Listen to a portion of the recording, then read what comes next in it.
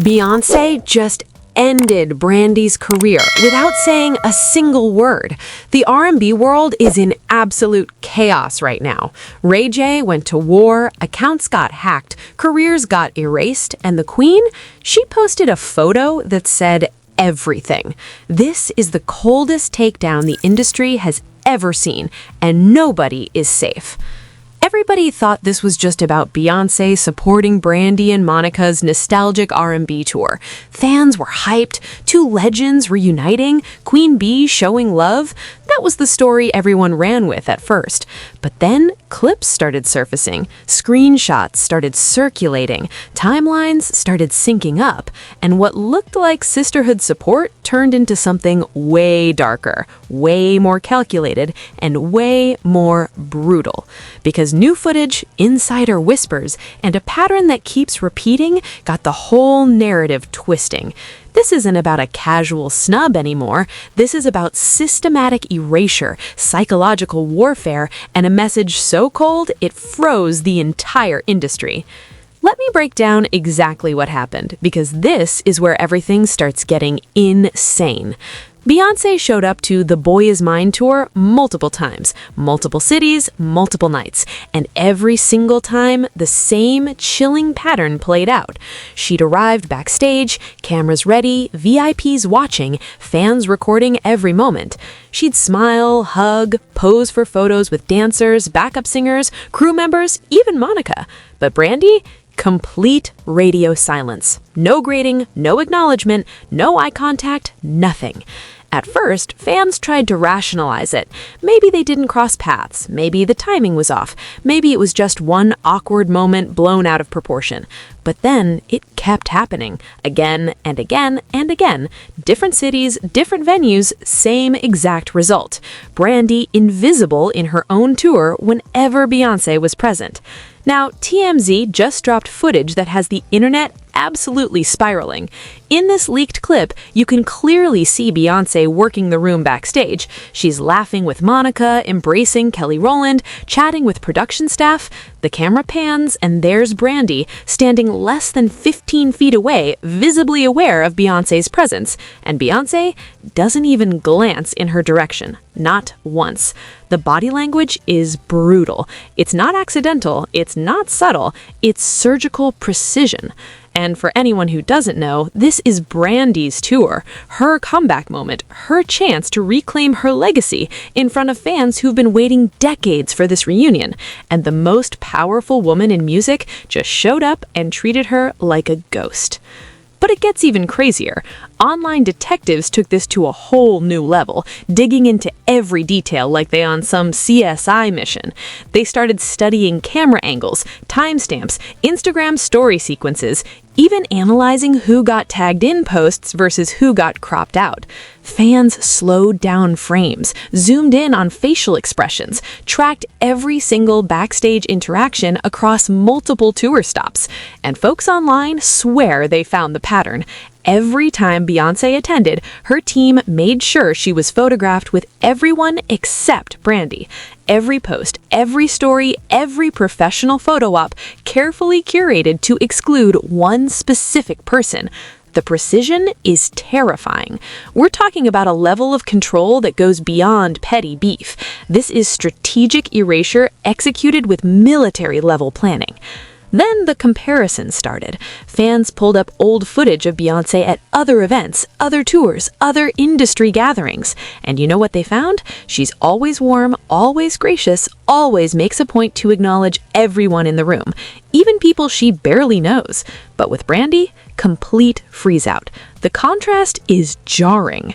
Listen to this. One fan analyzed 17 different Instagram stories from various attendees across 4 tour stops. 17 different perspectives, and in every single one where both Beyoncé and Brandy were present, there's a visible gap, physical distance, intentional avoidance, the kind of body language experts call territorial dominance through absence of acknowledgement. And honestly, the symbolism hits different when you realize what this represents. Brandy's been in the industry just as long as Beyoncé. She's got the vocals, the catalog, the respect, but what she doesn't have is the institutional power, the business empire, the ability to control narratives with a single Instagram post.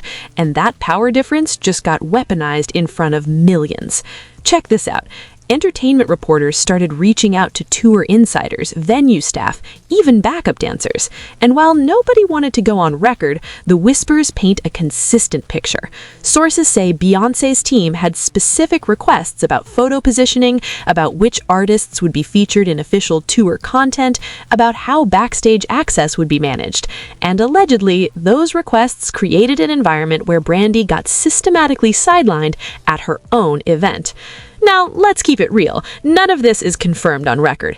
But when you got this much smoke, when you got this many people seeing the same patterns, when you got footage that keeps supporting the same narrative across multiple cities and multiple weeks, it stops feeling like coincidence and starts feeling like strategy.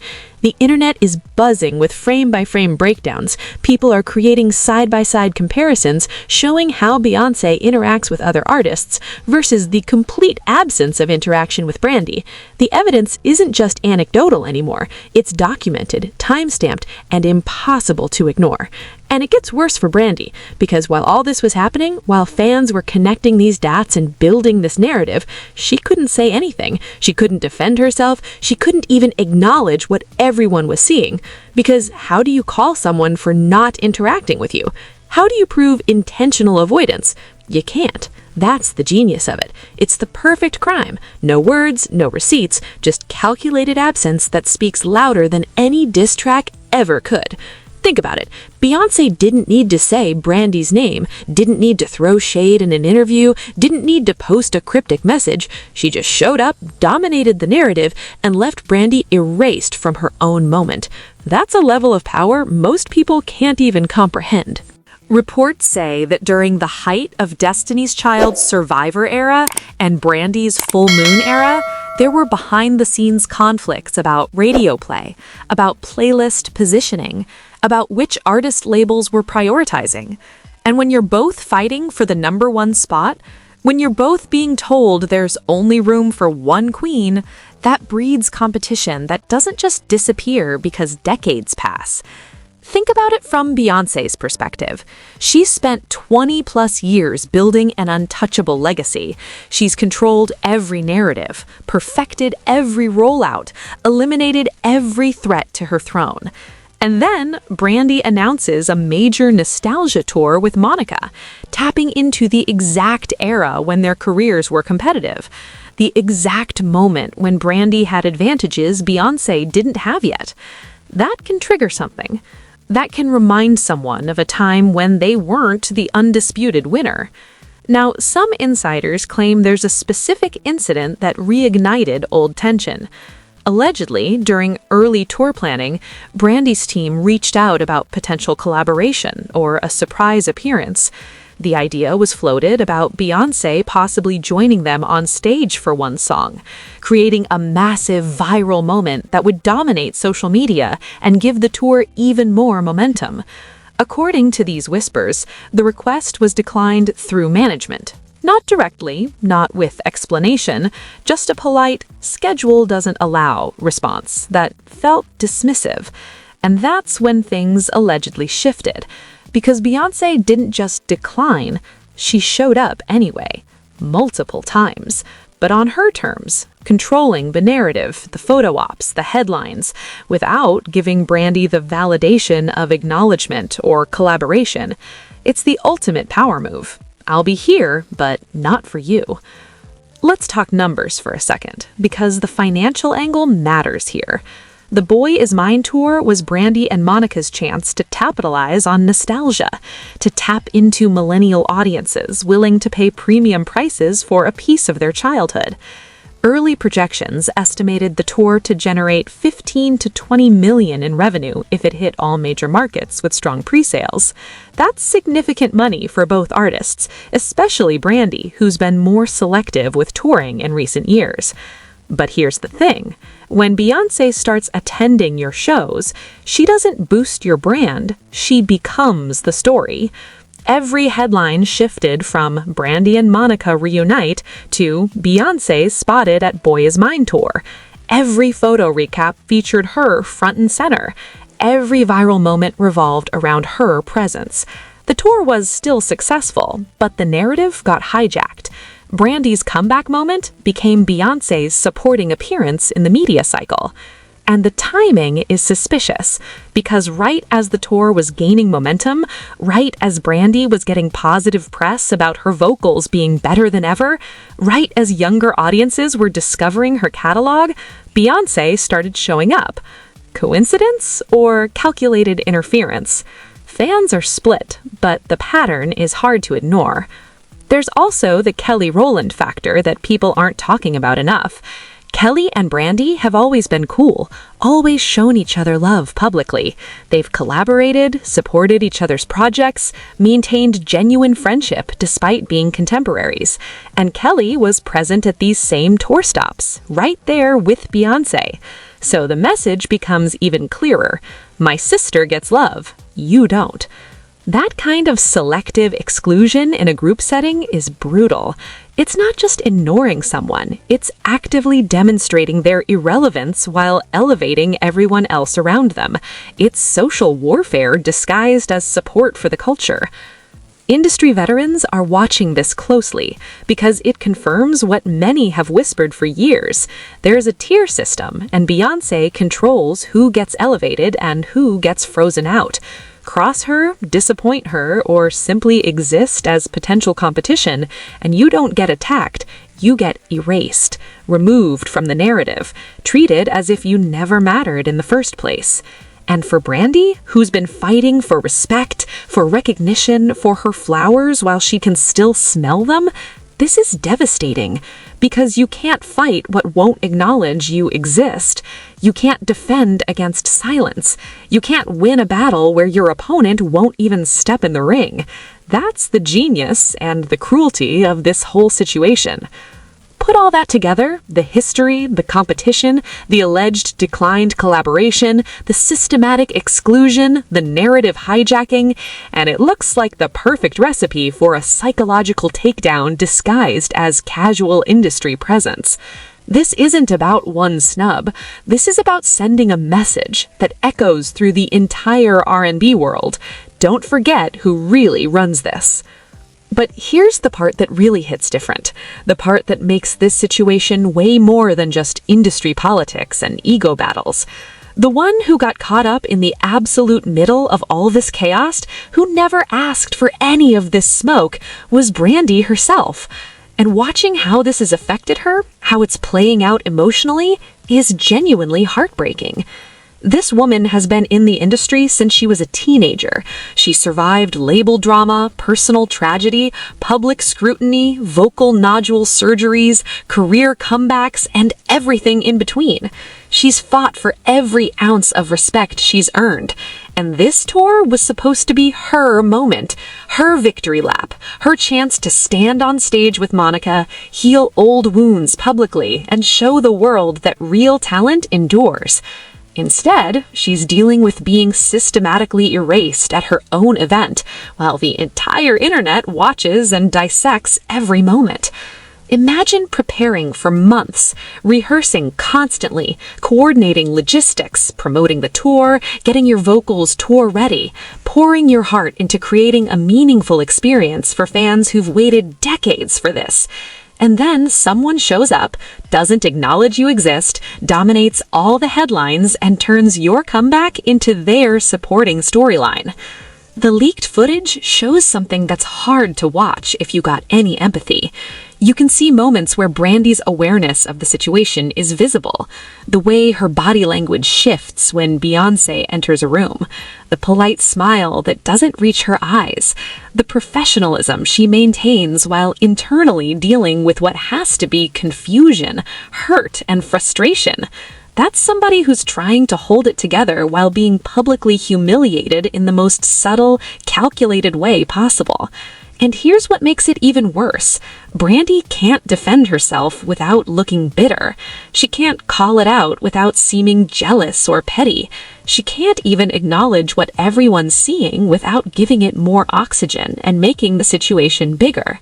She's trapped, forced to smile through disrespect, expected to be grateful that Beyoncé showed up at all, even though that presence came with intentional exclusion. Fans who followed Brandy's career for decades are genuinely emotional about this. They're watching someone they grew up with, someone whose music got them through heartbreak and triumphs, being treated as irrelevant by the industry's most powerful figure. And there's nothing anyone can do about it, because power imbalance is that severe.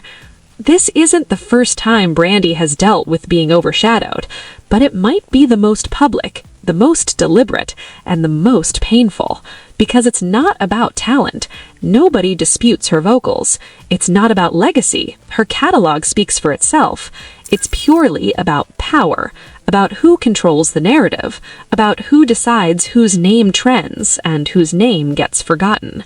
That's somebody's sister, somebody's daughter, somebody's icon being reduced to a footnote in someone else's photo op.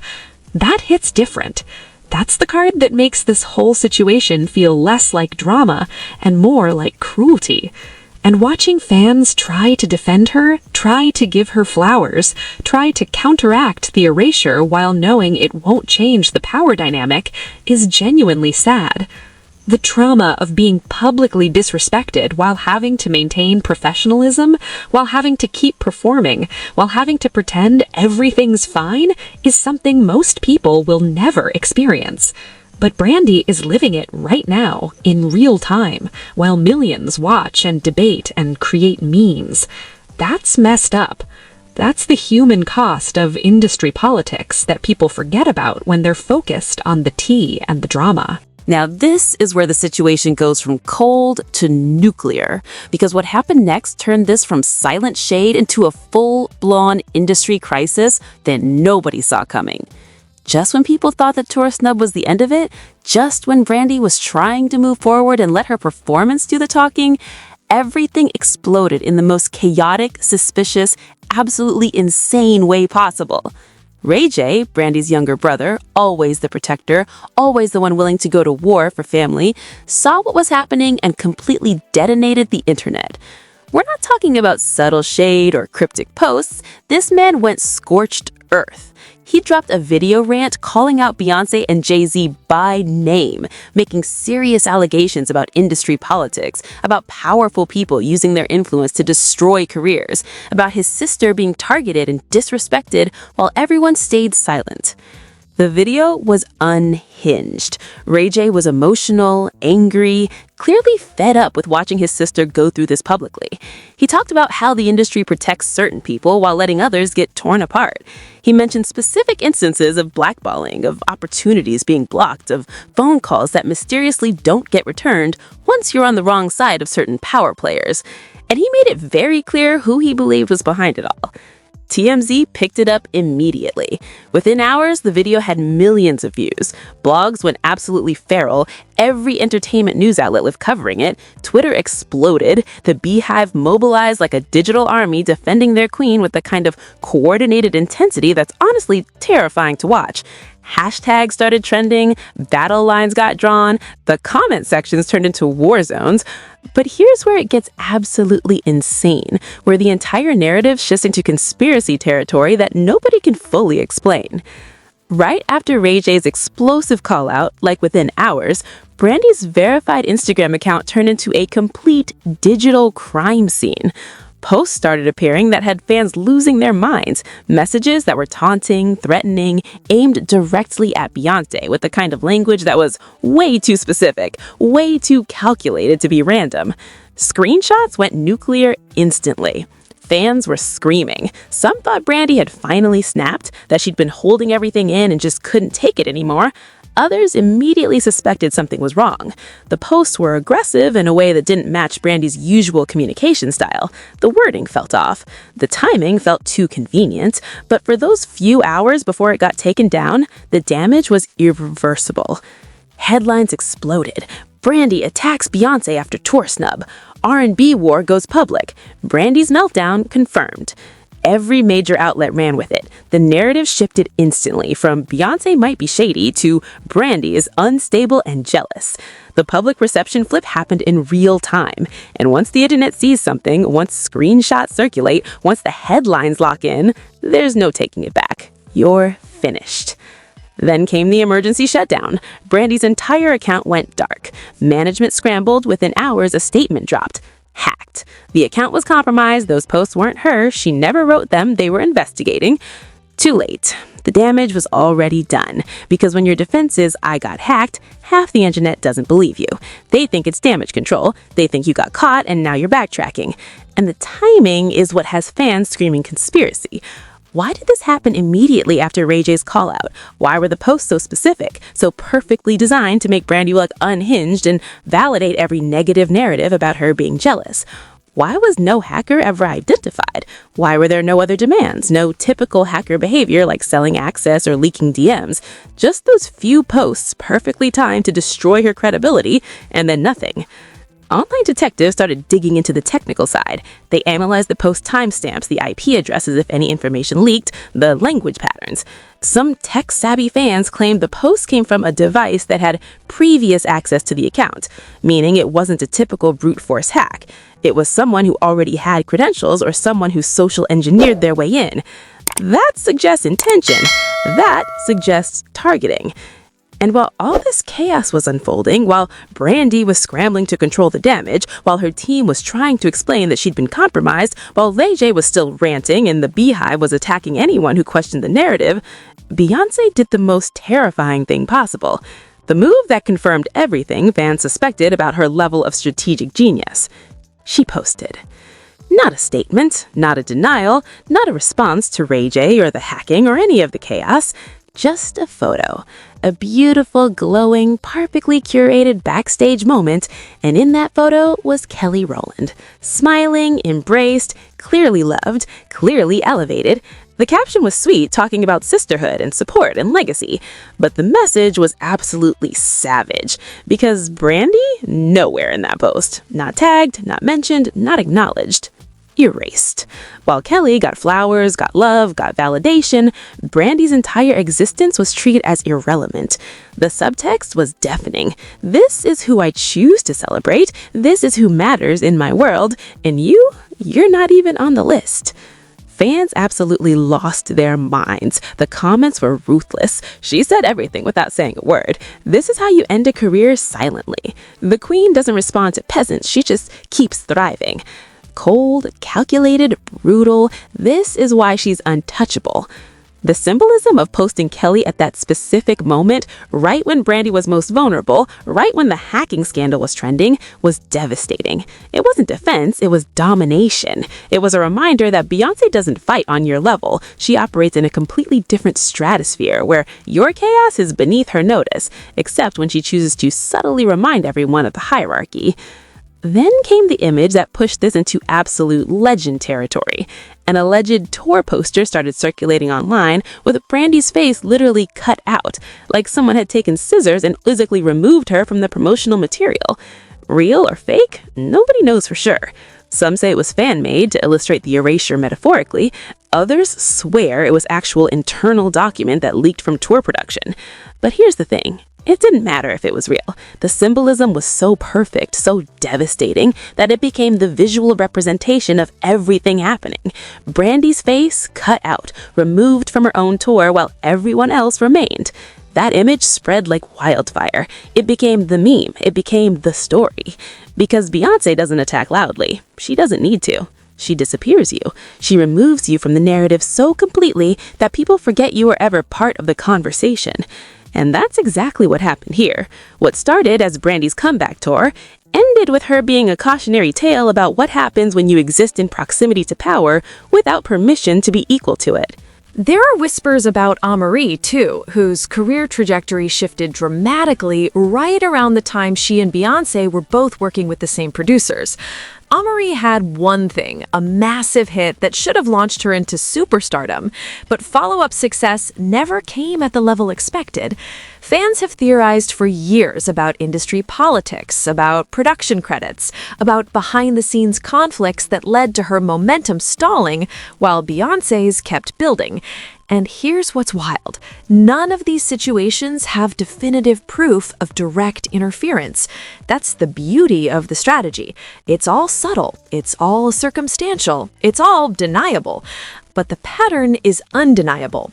Artist crosses Beyoncé or exists in competitive proximity, fans attack, industry energy shifts, career momentum dies, and Beyoncé never says a word, never addresses it directly, just keeps thriving while others fade into the background. Meanwhile, fans online been working like full-blown investigators, creating timelines, connecting dots, building comprehensive documentation of every instance where someone allegedly got frozen out after a Beyoncé situation. They're tracking chart positions, radio spins, award show appearances, festival bookings, all showing how these artists' opportunities decreased after their respective incidents. The data is shocking when it's all compiled together. Some people defend it by saying that's just how the industry works, that talent and timing matter more than alleged blacklisting, that these artists had other issues contributing to their career declines, and maybe that's partially true. But when you see the same pattern playing out over and over, when you see the fear in how other artists talk about Beyoncé, always careful, always complimentary, never willing to even hint at criticism, you realize there's power at play that goes beyond just talent. And this Brandy situation is following the exact same playbook. The silent treatment, the strategic photo ops that exclude her, the social media dominance that shifts narratives, the fan base mobilization that attacks anyone defending her, the industry figures staying quiet instead of calling out the obvious disrespect. It's like watching history repeat itself in real time, but with higher stakes, because this is happening to someone with Brandy's legacy and catalog. The bigger conversation happening in industry group chats, in private messages, in hushed conversations at events, is about fear, about how even established artists with decades of success are nervous about accidentally crossing an invisible line, about how younger artists study these situations like case files, learning what not to do if they want longevity, about how the power structure has created an environment where silence is survival and speaking up is career suicide. And that's messed up. That's the part that makes this bigger than celebrity drama, because it shows how concentrated power, when combined with massive fan bases and industry influence, creates systems where people can be systematically erased without anyone officially doing anything wrong. No lawsuits, no violations, just strategic absence and calculated silence that achieves the same result as overt sabotage. So where does this leave everyone involved? And more importantly, what happens next? Because the dust hasn't settled. The story keeps evolving, and the consequences of this entire situation are still playing out in ways that could reshape R&B politics for years to come. Let's break down the current state and where this could potentially go, because the speculation is absolutely wild right now. For Brandy, the damage is significant, but possibly not permanent. Her core fan base is loyal. They've supported her through everything, and they're not abandoning her now. The tour is still successful financially. Her vocals are still undeniable. But the narrative shifted. Instead of Brandy's triumphant comeback, it became Brandy's drama-filled tour. Instead of trending for her performances, she's trending for being snubbed. That psychological weight affects confidence, momentum, future opportunities. Even if she bounces back, this moment will be referenced forever. There's speculation that Brandy might address this directly at some point, maybe in a song, maybe in a carefully crafted interview, maybe through a documentary about her career. Fans are begging her to tell her side, to break the silence, to defend herself. But the strategic question is whether that helps or hurts. Does speaking up give her power back, or does it validate the bitter, jealous rival narrative? It's a lose-lose position, which is exactly what makes this power play so effective. Ray J, meanwhile, has painted himself into a complex corner. He defended his sister, which is admirable and what families should do, but he also potentially made everything worse by turning a subtle situation into explicit conflict. The Beehive now has a clear enemy. Brandy got associated with his rant even though she didn't say those things herself, and the hacking that happened right after his call-out looks extremely suspicious in ways that cast doubt on their entire family's credibility. Some fans wonder if Ray J's protection actually became sabotage. For Beyoncé, this situation reinforces her untouchable status. She navigated the entire controversy without saying a word, didn't defend herself, didn't acknowledge it, didn't break character, and she still won the narrative battle because her fan base did the work and her silence was interpreted as being above the drama. It's a masterclass in power retention. She proved once again that she doesn't have to fight battles directly. Her position and influence do it for her. But there's potential long-term reputation costs that some observers are noting. Every time these situations happen, every time a pattern of exclusion and erasure gets documented, more people start questioning the humble queen image. Younger audiences especially are more critical, more willing to call out problematic power dynamics even from beloved figures. The Beehive is massive, but there's a growing contingent of people who see these patterns and feel uncomfortable about what they represent.